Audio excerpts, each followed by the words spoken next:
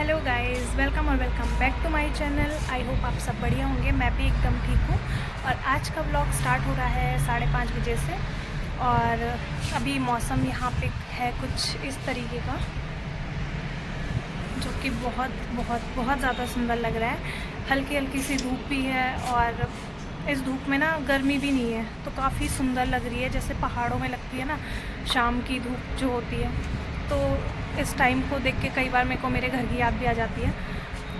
तो सबसे पहले जो लोग चैनल पे नए हैं वो चैनल को सब्सक्राइब करना ना भूलें और बेल आइकन को प्रेस करना ना भूलें, ताकि नोटिफिकेशन आप तक सबसे पहले पहुंच जाए। तो गाइज़, आज का वीडियो होने वाला है थोड़ा सा इंटरेस्टिंग, क्योंकि कई लोग मुझे बहुत टाइम से पूछ रहे थे, कई लोग मुझे बहुत टाइम से इंस्टाग्राम पे या मेरे जो फ्रेंड्स भी हैं बहुत टाइम से पूछ रहे थे कि मतलब कई लोगों को जानना था कि यार अरेंज मैरिज है तुम्हारी या लव मैरिज है।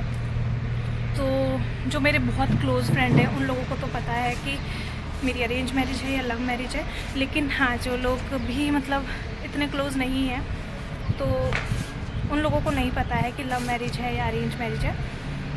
तो आज मैं वही चीज़ कंफर्म करूँगी कि हमारी लव मैरिज है या अरेंज मैरिज है। अगर लव मैरिज है तो हम फर्स्ट टाइम कब मिले थे, हमने कब से डेट करना शुरू किया, और अगर अरेंज मैरिज है तो भी हम लोग कैसे मिले थे और किसके थ्रू मिले थे। सारी चीज़ें मैं आपको आज के ब्लॉग में बताऊँगी। और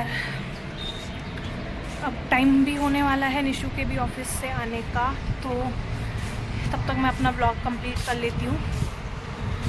तो गाइज़, सबसे पहले तो कई लोग ऐसे होंगे जो जानना चाहते हैं कि क्या है मेरी लव स्टोरी, मतलब या अरेंज मैरिज है तो स्टोरी क्या है। और कई लोग ऐसे होंगे जो नहीं भी जानना चाहते होंगे। तो जो लोग जानना चाहते हैं वो व्लॉग में बने रहिए, और जो लोग नहीं जानना चाहते वो वीडियो को स्किप कर सकते हैं। तो गाइस, वीडियो में आगे बढ़ने से पहले मुझे, वैसे तो मैंने अब सारे काम निपटा लिए हैं, लेकिन थोड़ा सा एक छोटा सा काम याद आ गया है, तो वो निपटा लेती हूँ और उसके बाद बढ़ते हैं वीडियो में आगे। मुझे बनाने थे स्वीट कॉर्न, और अभी ये आने वाले हैं ऑफिस से, तो ये मैं फटाफट से बना देती हूँ और उसके बाद मिलते हैं। तो गाइस, स्वीट कॉर्न तो उबल चुके हैं और मैंने इसमें मसाला भी मिक्स कर दिया है सारा। और अब इसमें जो मैंने चॉपिंग की है वो डाल देती हूँ।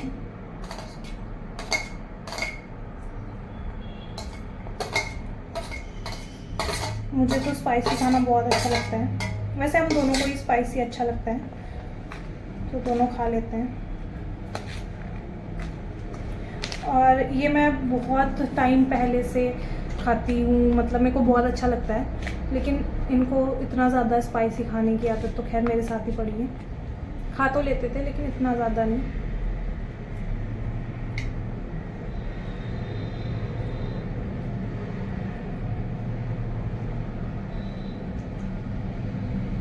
और मुझे बहुत शौक़ है कि जब ये इस टाइम पे ऑफिस से आते हैं तो मैं बहुत चीज़ें बना के रेडी रखूँ, कभी कुछ कभी कुछ कभी कुछ खाने से पहले। तो बस मैं इसीलिए लग जाती हूँ इस टाइम पे कुछ ना कुछ बनाने पे।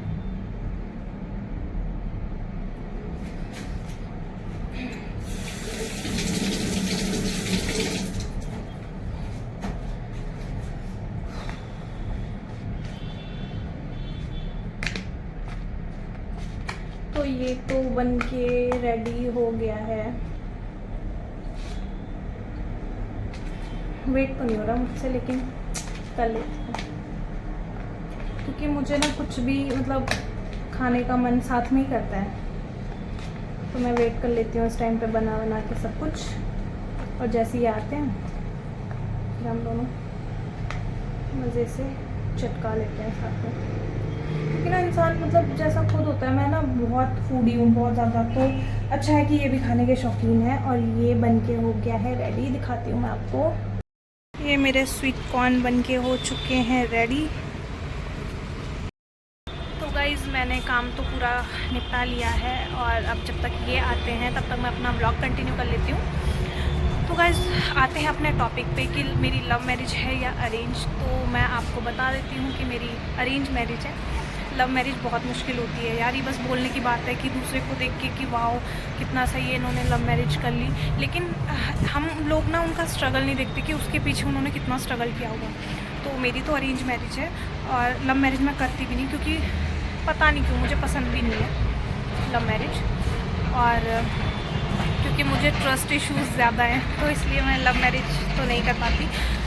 अरेंज ही पसंद थी और अरेंज ही हुई, क्योंकि लव मैरिज में दो लोगों का स्ट्रगल होता है। अरेंज मैरिज में ये है मम्मी पापा सब कर करा के दे देते हैं, क्योंकि मेरे बस की भी नहीं थी लव मैरिज, ठीक, तो इस वजह से मुझे मेरी तो अरेंज मैरिज है। हाँ ये है कि मुझे खुद भी नहीं लगता कभी कि मेरी अरेंज मैरिज है, क्योंकि एक होता है ना यार वाइब मैच हो जाना कहीं पे, तो मेरी इनसे ऐसे वाइब मैच हुई, हमारी दोनों की कनेक्टिविटी ऐसे हुई कि मतलब लगा ही नहीं, दोनों को ही नहीं लगा कि अरेंज मैरिज है। तो इस वजह से वाइब मैच हो जाए तो टाइम नहीं लगता, ऐसा लगता है यार लव मैरिज है। और अगर वाइब मैच ना हो तो थोड़ा एडजस्ट करने में दोनों को ही टाइम लगता है, उसमें ये नहीं है कि लड़का ही एडजस्ट करता है या लड़की, दोनों ही करते हैं थोड़ा थोड़ा।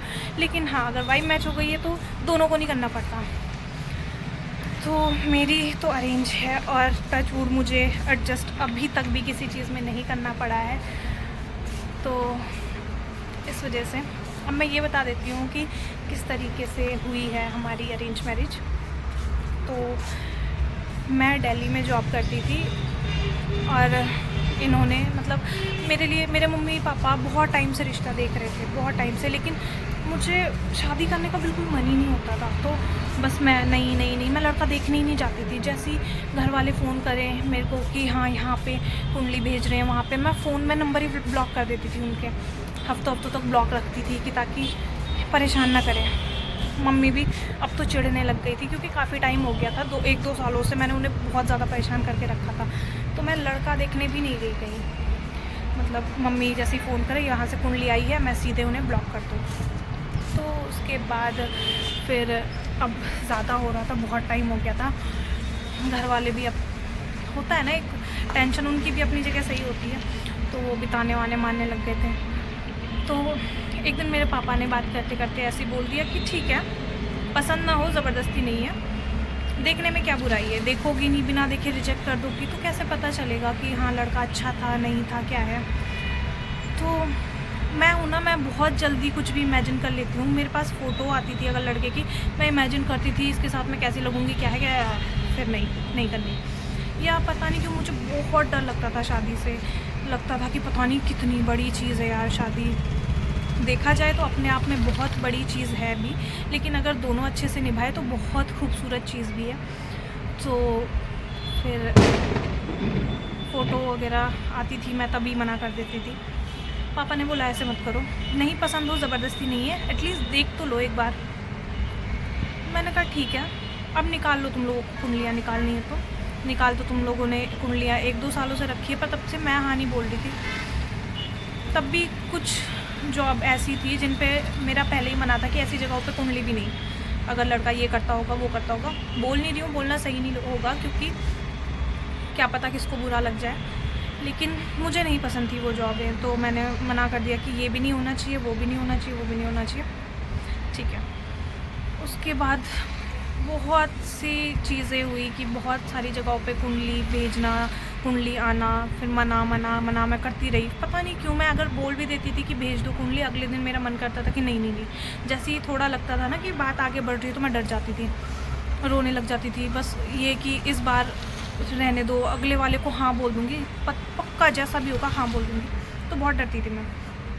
उसके बाद फिर एक दिन मेरी फ्रेंड थी, तो मैं दिल्ली में थी और मम्मी की थोड़ी तबीयत ख़राब थी, मतलब उनकी आँख में कुछ प्रॉब्लम थी, तो वो भी उस टाइम पे मेरे साथ आ रखी थी। तो मेरी फ्रेंड ने मैसेज किया मेरे को कि मैं इंगेजमेंट कर रही हूँ, मतलब गांव की फ्रेंड थी, उसने बोला कि मेरी भी इंगेजमेंट हो रही है। और हमारे साथ के जितने थे ना सबकी हो चुकी थी, हालांकि मैं एज में सबसे छोटी थी वहाँ पे, पर महीनों का ही फ़र्क था, ज़्यादा नहीं था। तो अब मैंने कहा यार हम 2 ही बच्चे हैं, इसकी भी हो रही है, चलो बढ़िया है, लेकिन यार इतनी भी क्या जल्दी। मम्मी ने बोला जल्दी उनको नहीं है, तू लेट कर रही है, क्योंकि गांव के अकॉर्डिंग, पहाड़ के अकॉर्डिंग हो चुकी थी मेरी एज। तो अब यार मुझे कम लग रही थी लेकिन उनको तो ज़्यादा लग रही थी। फिर उसके बाद उसने बोला यार आना इंगेजमेंट में, तो उस टाइम पे मुझे मम्मी को छोड़ने जाना ही था घर। फिर मैंने सोचा ठीक है इंगेजमेंट भी इसकी अटेंड कर लूँगी, तो मैं गई, मैं और मम्मी गए, मम्मी को छोड़ा घर। मुझे जैसे कल आना था पर कल उसकी इंगेजमेंट थी, तो मैंने सोचा कोई नहीं कल और रुक जाती हूँ, परसों आ जाऊँगी। अब मैंने पर अगले दिन मैंने तो उसकी इंगेजमेंट में गई मैं, और ऐसी नॉर्मल जैसे हूँ। और एक मामा जी होता है ना कि कहीं से कहीं जुड़ना होता है ना, वो जुड़ जाता है अपने आप। उससे पहले मम्मी लोगों ने इतनी कोशिशें करी ना, मैंने हाँ बोली ना ही कहीं पे इतना हो पाया कि मतलब आगे तक इतनी ज़्यादा आगे तक बात बढ़ी हो कि लगाओ कि हाँ बस हो ही जाएगी। तो अब वो मामा जी थे, वो फ़ोटोग्राफ़ी करते हैं, तो वो वहाँ पे आए हुए थे।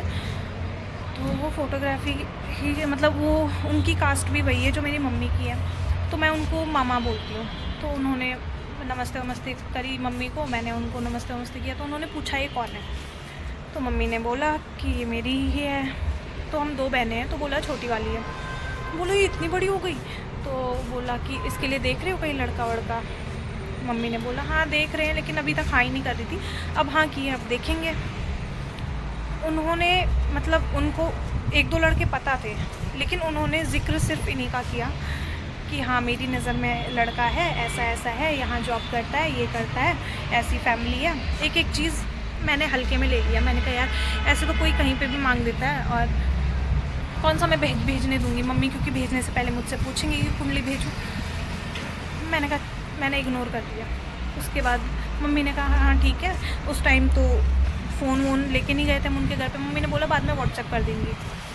तो फिर जब थोड़ी देर में मतलब 1-2 दिन बाद, फिर अगले दिन मैं आ गई। 1-2 दिन बाद मम्मी ने मतलब हफ्ते भर बाद कॉल की होगी, कॉल की थी कि किसी से नंबर लेके उन मामा जी को, और फिर उन्होंने बोला कि आपने कुंडली नहीं भेजी है वो, तो उन्हें कुंडली व्हाट्सएप की। तो कुंडली मैच मेरे जो देवर हैं वो जानते हैं, मतलब वो पंडित ही है, तो प्रोफेशन उनका वही है। तो उन्होंने कुंडली मैच करी, कुंडली भी हमारी अच्छे से मैच हो गई। मम्मी ने मेरे को बताया, मैंने सोचा यार चलो ऐसे तो कुंडली पता नहीं 1 महीने में कितनी जगहों पे जाती थी मेरी, तो मैच होती रहती थी, तो चलो कोई नहीं, ऐसे तो हो ही जाता है। मुझे लग ही नहीं रहा था इतने आगे तक बात बढ़ जाएगी भाई। उसके बाद फिर इन्होंने की फिर बात बढ़ी, दोनों फैमिलीज़ के बीच में बात होने लगी। मतलब इनकी साइड से दी जीजा जी बात कर रहे थे और मेरी साइड से मम्मी बात कर रही थी। तो सारी चीज़ें कंफर्म हो गई, अच्छा ये है, ऐसा है, यहाँ जॉब करता है, ये है, ये आदतें हैं, ये ऐसा है, वैसा है। मेरी साइड से भी मम्मी ने सब कुछ क्लियर कर दिया था। तो फैमिलीज़ को तो एक दूसरे का सब कुछ पसंद आ गया था, मतलब सारी चीज़ें सही लग गई थी। तो फैमिलीज़ का ये था बस कि इनके घर वालों ने बोला था कि वो ये मान लो कि पता नहीं कितनी लड़कियां देख चुका है, बस हाँ नहीं करता, ठीक। और मेरा भी सेम ही था कि मैंने लड़के देखे नहीं, मैं देखने ही नहीं चाहती थी। मैं पहले ही फ़ोन ना उठाना, घर वालों से कांटेक्ट ख़त्म कर देना कुछ दिन, ये सब करती थी। लगता था अभी छोटी हूँ और मैं थोड़ी शॉर्ट टेम्पर्ड भी हूँ, जल्दी गुस्सा आ जाता है, तो लगता था कौन सहन करेगा यार इतना मेरे को। मुझे खुद लगता था कि मुझे हर कोई तो नहीं झेल पाएगा। तो या मुझे अगर जैसे हो रहा है कनेक्शन कहीं से कहीं का, और तो मैं पहले ही लड़के से चीज़ें ऐसे पूछती थी उसके घर वालों से कि उन्हें लगता था मैं इंटरव्यू ले रही हूँ, या उन्होंने मुझसे कुछ अटपटा पूछ लिया, तो फिर मैं वहाँ भी मुझे लगता था नहीं यार ऐसा भी नहीं, वैसा भी नहीं, वैसा भी नहीं, ऐसे करके। तो दोनों के घर वालों को यही था यार। अब घर वालों को तो हाँ हो चुका था, लेकिन ये था कि पता नहीं हाँ बच्चे करेंगे नहीं करेंगे, क्योंकि दोनों ही हम ऐसे थे। उसके बाद फिर मेरे को यार ये नहीं याद है कि कब मेरे पास फ़ोटोज़ आई थी, लेकिन इनको याद है कि 22 अक्टूबर को इनके पास मेरी पहली बार फ़ोटो गई थी, और मैंने मम्मी को भेजी थी, मम्मी ने मामा जी को भेजी, उन मामा जी को, और उन्होंने भेजी थी इनके जिया जी को, तो फिर जिया जी ने इन्हें भेजी उनकी। तो 22 अक्टूबर को पहली बार, यानी कि इसी महीने मेरी फ़ोटोज़ गई थी इनके पास, और ठीक है इनकी फ़ोटोज़ मेरे पास आई, हम दोनों ने देखा, ठीक है। उसके बाद घर वालों ने बोला कि कुछ दिन में, कुछ टाइम के बाद दिवाली भी थी, लेकिन घर वालों ने बोला कि एक काम करते हैं, मंडे या ट्यूसडे ऐसी कुछ था, बोला सैटरडे को मिल लेते हैं।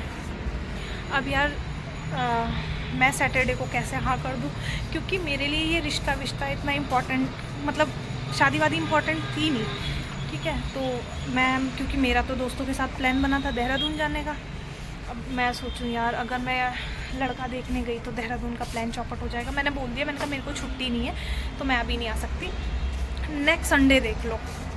उसके बाद ठीक है, उन्होंने भी फिर ज़्यादा ज़बरदस्ती नहीं करी, उन्हें ये था कि कम से कम चल बोल तो रही है कि हाँ आ रही हूँ।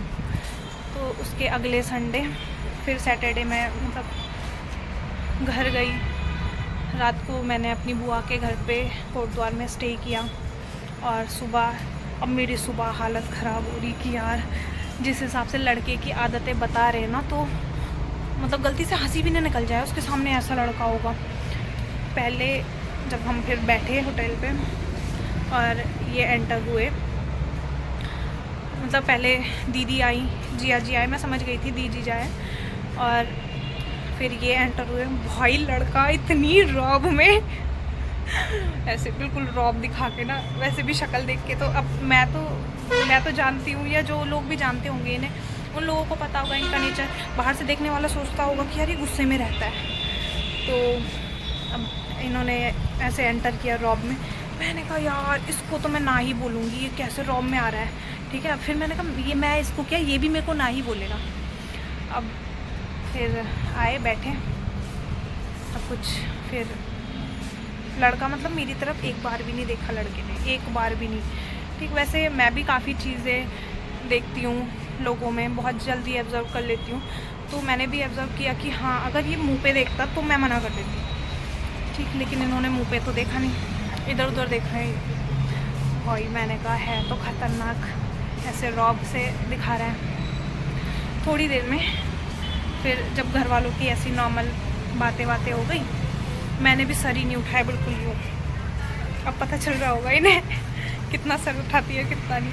तो उस टाइम पे तो क्या ही पता चलता ये क्या सोच रहे हैं, लेकिन अब जब इन्होंने मुझसे अपनी फीलिंग शेयर करी तो पता चला कि ये भी ये सोच रहे थे यार ये लड़की जॉब करती है जो सर भी नहीं उठा रही। अब पूछना भाई साहब आप उठा पाते हो सर? खैर मजाक था। लेकिन फिर उसके बाद सारे लोग बाहर चले गए, हम अंदर बैठे हुए थे। तो उसके बाद बोला तुम दोनों बात कर लो। अब ये जैसे ना पहले दूर बैठे हुए थे और इन्होंने एक बार भी नहीं देखा था मुझे, मैंने तो तब भी पानी पीते पीते एक दो बार थोड़ा देख लिया था। तो उसके बाद फिर मैंने फिर मतलब सारे लोग बाहर चले गए, फिर हम दोनों ने बैठ के बातें करी। बातें क्या, दोनों ने नहीं बोल सकते, मुझे ये था पता नहीं सामने वाला क्या क्वेश्चन करेगा, शायद उनके मन में भी यही रहा होगा। लेकिन मैंने ज़्यादा क्वेश्चन नहीं, मतलब इन्होंने कुछ नहीं पूछा, इन्होंने ये पूछा कब आए आप? मैंने कहा हाँ कल ही आई। अच्छा, बोला कहाँ रहते हो? दिल्ली में। कहाँ रहते हो? नहीं कहाँ रहते नहीं, कहाँ जॉब करते हो? मैंने बताया। बोला अच्छा। इन्होंने पहली चीज़ ये बोली जॉब वॉब तो नहीं करनी शादी के बाद। मैंने कहा ठीक है। फिर मैंने कहा ठीक है, मेरे को कोई प्रॉब्लम नहीं है। तो फिर उसके बाद इन्होंने कि आप पूछो। मैंने कहा नहीं आप पूछो। बोला नहीं आप पूछो, पहले आना आपने है दूसरे के घर, तो आप पूछो। अब यार मुझे सही बताऊँ, मैं पहली बार लड़का देखने गई थी, मुझे पता भी नहीं था क्या पूछना चाहिए क्या नहीं, लेकिन जो चीज़ें मुझे सही लगी मैंने पूछ ली। वही कि ड्रिंक स्मोक वगैरह ना करता हो लड़का, उस चीज़ में तो खैर बहुत पता कर वर के चल गया था पता कि ऐसा कुछ नहीं है, ठीक। फिर होता है ना, मैं सैलरी नहीं पूछ पाई, लेकिन बंदा इतना लॉयल था, बंदे ने खुद अपनी सैलरी वाली सारी चीज़ें मेरे को बताई। उसके बाद थोड़ा फैमिली के बारे में हम लोगों ने डिस्कस किया कि हाँ मेरी फैमिली ऐसी ऐसी है, और या मेरी फैमिली में ये सब होता है, ये नहीं होता है, ये जो भी है। तो ठीक है, सारी चीज़ें ठीक थी। इन्होंने उसके बाद कुछ भी नहीं बोला, बस यही बोला कि क्या पूछा यार, हाँ ये पूछा कि आप खाना खाया है आपने? मैंने कहा मतलब कि आप काफ़ी डर रहे हो।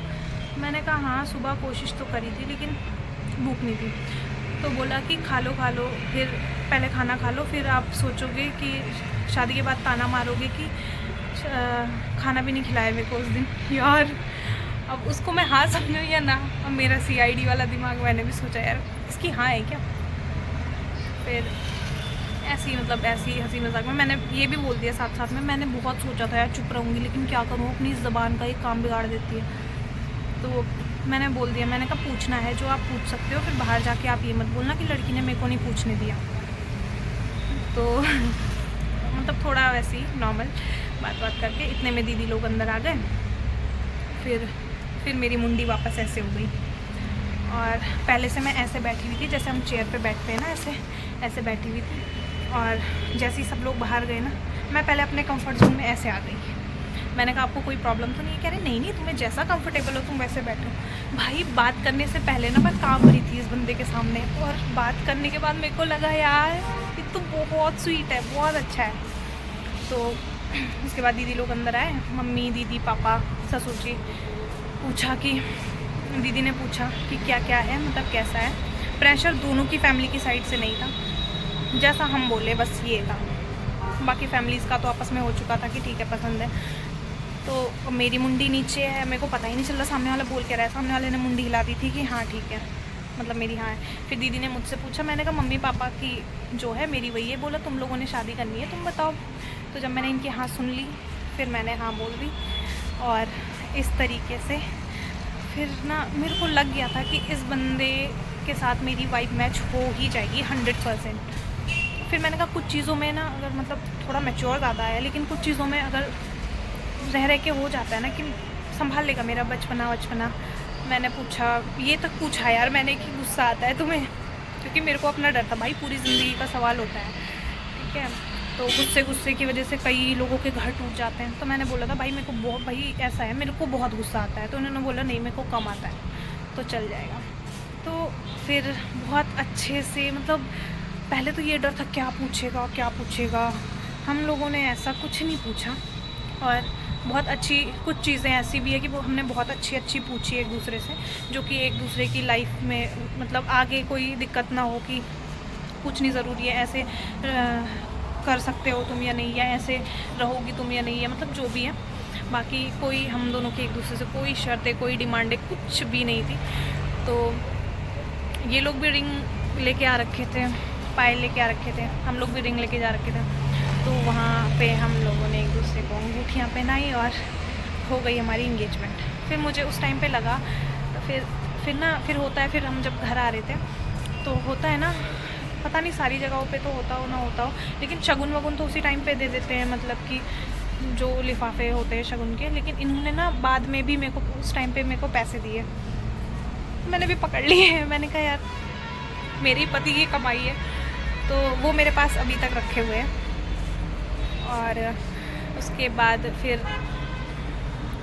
हमने ऐसी, फिर मुझे लगा थोड़ा रूड तो है, लेकिन मैंने कहा कोई नहीं, मेरे साथ हो जाएगा, बीवी के साथ सब अच्छे से हो ही रहते ही हैं प्यार से, ठीक है हो जाएगा। पता चला कि भाई ये बंदा बहुत लविंग है। आ गए शायद।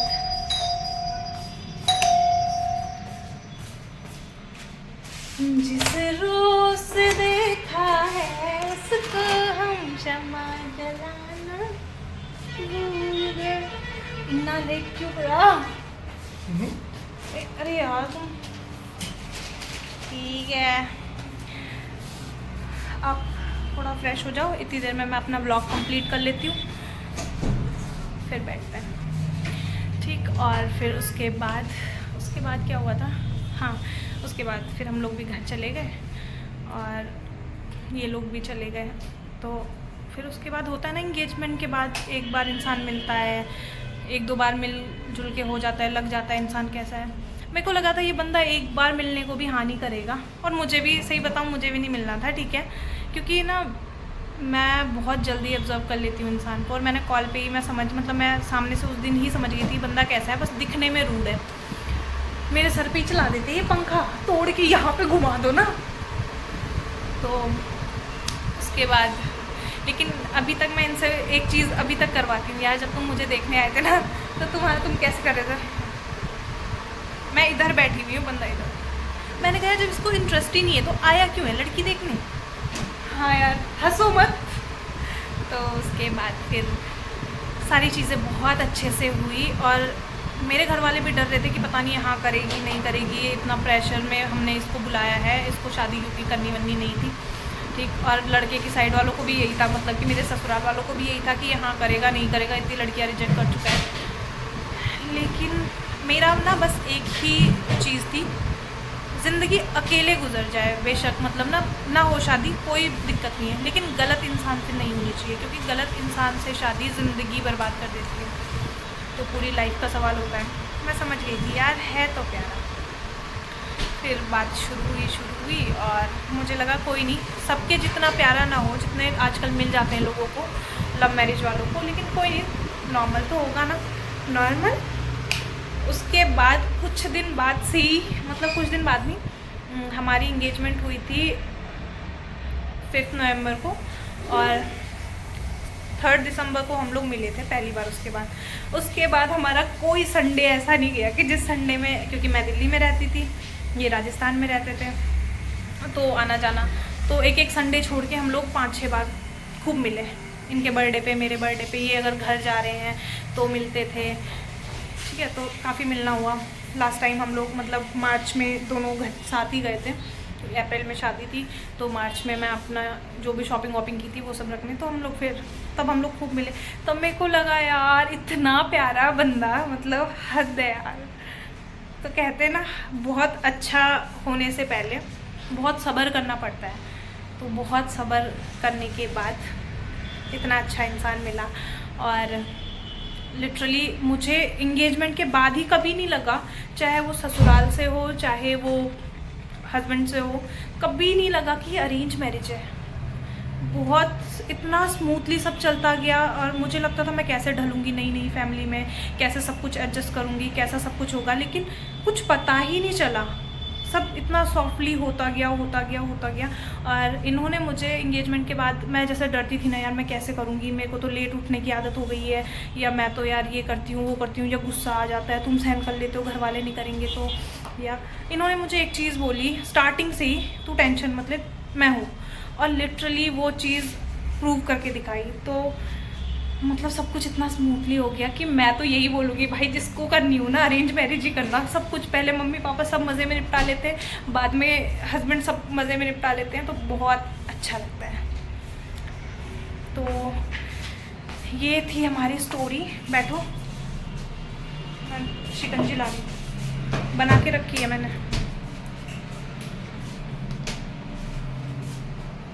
तो ये थी हमारी स्टोरी, और पता नहीं कैसी थी, लेकिन मैं तो अभी भी याद करके ब्लश कर लेती हूँ, मुझे तो बहुत प्यारी लगती है। मैंने बोला था ना, देखने में इंसान बहुत खतरनाक लगता है। अरे यार